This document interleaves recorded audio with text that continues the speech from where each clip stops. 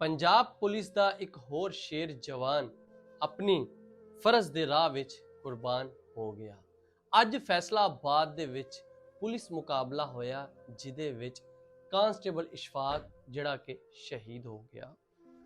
थाना रोशनवाले दे इलाके चक number 236 रेबे Fatima garden दे विच मुलजम इश्तिहारी वसीम ते इहदे नाल साथियां दे उत्ते जदों इन्हां नूं फड़न वास्ते उत्थे पहुंचदी है पुलिस और अगों यह वसीम इश्तिहारी जिहड़ा है इन्हां वल्लों पुलिस दे उत्ते पुलिस पार्टी दे उत्ते फायरिंग शुरू हो जाती है।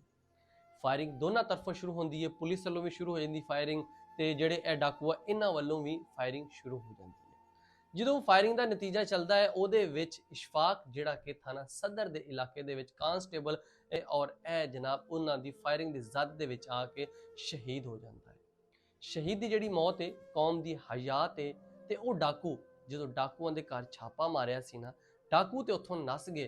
पुलिस ने अपना जिहड़ा कार्रवाई की हुई है, पुलिस ने अपनी टीमां तश्कील देतियां ने, वड्डे अफसर उत्थे पहुंच गए ने, उन्होंने जिहड़े कमाद की फसल सी उहदे विच नस के वड़ के लुक छुप गए ने, लेकिन पुलिस ने पूरा उन्होंने ताकुब किया होया। पुलिस उन्होंने घेर के बैठी है। जिन्नी जल्दी हो सकता अज रात तक उम्मीद आ कि वह भी पार हो जाएंगे, क्योंकि उन्होंने पुलिस कांस्टेबल इशफाक जिन्हों कि अज शहीद किया।